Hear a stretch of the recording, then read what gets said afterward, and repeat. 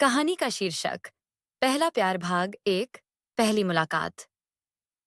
उत्तराखंड के एक छोटे से पहाड़ी कस्बे रानीखेत की ठंडी वादियों में, जहां हर सुबह सूरज की पहली किरणें देवदार के घने पेड़ों को छूती थीं, वहीं नील अपनी छोटी सी किताबों की दुकान चलाता था।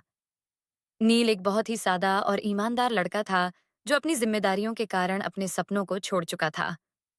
उसके माता पिता नहीं थे, और उसका जीवन सिर्फ उसकी छोटी बहन आर्या के इर्द गिर्द ही घूमता था। एक दिन कस्बे में एक नई लड़की आई, रिद्दे। शहर की चकाचौंध से दूर कुछ समय के लिए छुट्टियां बिताने के इरादे से वो अपनी मौसी के घर आई थी। रिद्दे अपने साथ एक अनोखी ऊर्जा और मुस्कान लेकर आई थी, जो हर किसी का ध्यान खींच लेती थी। उसके लिए यह कस्बा किसी नई दुनिया से कम नहीं था। यहाँ की हवाओं में ताजगी, लोगों के चेहरे पर सादगी और चारों ओर बिखरी हुई शांति उसे बेहद आकर्षित कर रही थी। दोस्ती की शुरुआत। एक दिन रिद्दे अपनी मौसी के कहने पर किताबों की दुकान ढूंढने निकली और नील की दुकान पर पहुंच गई। उसने नील से एक उपन्यास मांगा, जो उसकी पसंद का था, लेकिन किताब दुकान में उपलब्ध नहीं थी। नील ने उसकी मदद करने का वादा किया और अगली सुबह वही किताब लेकर उसके लिए आ गया। रिद्दी उसकी मदद और उदारता से प्रभावित हुई, और यहीं से उनकी दोस्ती की शुरुआत हुई। नील और रिद्दी की मुलाकातें धीरे धीरे बढ़ने लगीं। रिद्दी नील के साथ घंटों बातें करती, उसे अपनी दुनिया की कहानियां सुनाती, अपने सपने और ख्वाहिशें बताती। नील उसे पहाड़ियों में ले जाता, जहां वे घंटों बैठकर चाय पीते, और नील उसे उन जगहों की कहानियां सुनाता जहां बचपन में वह खेला करता था। पहली नजदीकी धीरे धीरे उनकी दोस्ती ने एक अलग ही रूप ले लिया। दोनों एक दूसरे के बिना दिन बिताने की सोच भी नहीं सकते थे। एक दिन जब वे दोनों एक पहाड़ी पर बैठे सूरज के डूबने का दृश्य देख रहे थे, तभी रिद्दी ने नील से पूछा, क्या तुम्हें कभी किसी से प्यार हुआ है? नील ने थोड़ा सकुचाते हुए कहा, नहीं, पर शायद अब हो रहा है। रिद्दी यह सुनकर थोड़ी चुप हो गई, लेकिन उसकी आंखों में एक चमक आ गई।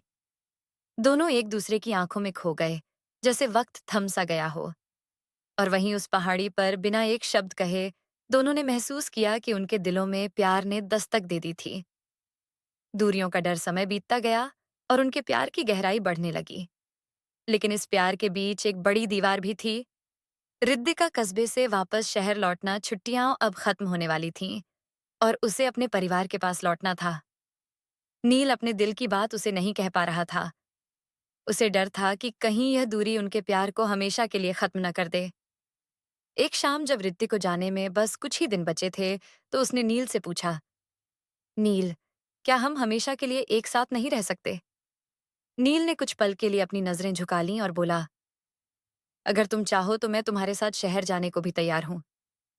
रिद्दी जानती थी कि नील का दिल इस छोटे से कस्बे में बसा है, और उसे यहां से दूर करना उसकी खुशियां छीन लेने जैसा होगा। वादा जाने के दिन दोनों ने कस्बे की आखिरी मुलाकात वाली पहाड़ी पर मिलने का फैसला किया। दोनों के दिल भारी थे, लेकिन उन्होंने एक दूसरे से वादा किया कि दूरी चाहे जितनी भी हो, उनका प्यार हमेशा बना रहेगा।